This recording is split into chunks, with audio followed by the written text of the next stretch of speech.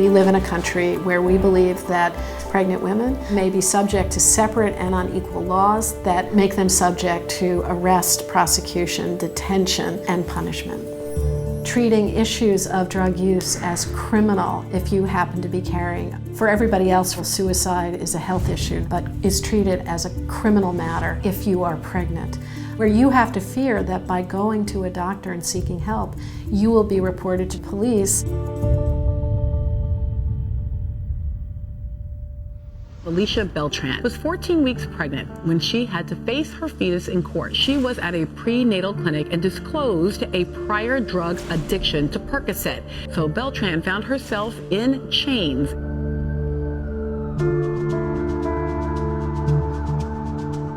Multiple urine tests showed the Beltran was in fact clean of Percocet. On threat of jail, Ms. Beltran remained at a treatment center for months. When the center sent her home, she'd lost her job. From a public health perspective, the criminalization is actively discouraging people from seeking prenatal care. Yes. Why would you go to a doctor if you were afraid of getting shackled and sent to prison? This is very common, unfortunately, and it's going to be more common as we move forward with this law.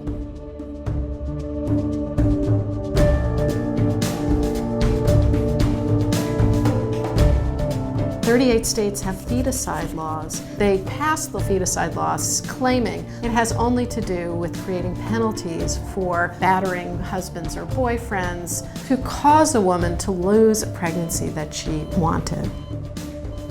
But the problem is, what feticide laws are doing is policing and punishing the women who become pregnant and try to go to term.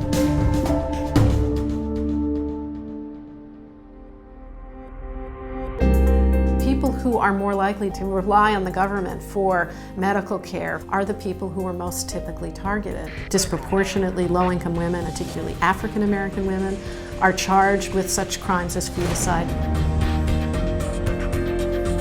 Very few low-income people can afford high-powered attorneys who are going to challenge the charges against them.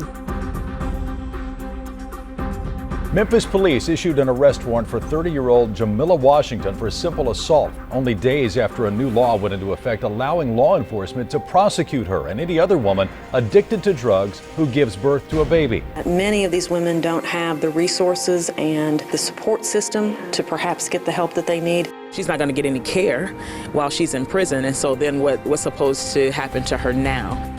Falls has not seen her baby since days after its birth. It's going to hurt babies, it's going to hurt mothers, it's going to tear families apart. If we're not saving the family, then we're failing the family.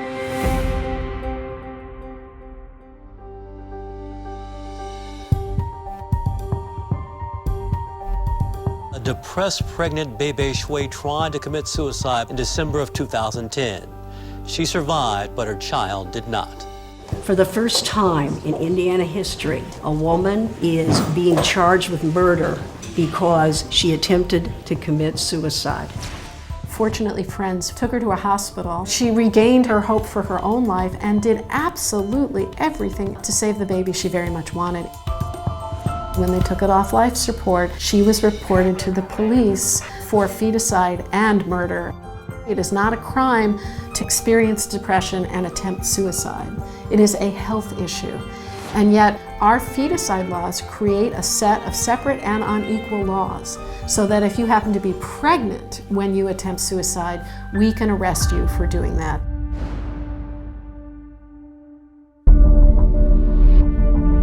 Doctors here at Choices for Reproductive Health call this law unconstitutional. It discriminates against all pregnant women. Women are not seeking health care because they're afraid of having these charges against them. We do have to protect babies, but we have to protect their mothers as well. Feticide convictions will criminalize women who have problems with a pregnancy. And that's a really scary world to live in. The last thing in the world that you want is to have people whose one job it is to control and punish in charge of women who become pregnant. This is one of the most dangerous precedents I've seen in a long, long time. This new law doesn't seem to be working.